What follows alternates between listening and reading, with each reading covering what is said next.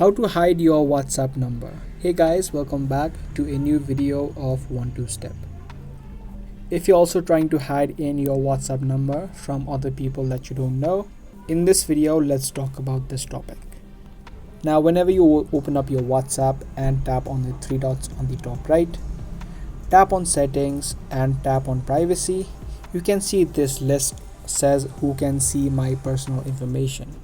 But even though you disable all of these options such as your about info and set it to nobody, it's only gonna remove your about section and it's not gonna remove your existing phone number from your WhatsApp. Now this can be an issue when someone adds you to a group where there are other people who you don't know. So in this case, other people can easily view your phone number because you are also in that group.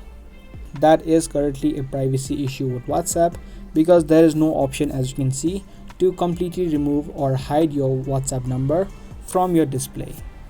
And like I said earlier, when someone adds you in a group, other people in the group can easily view your number and you cannot hide it from your profile.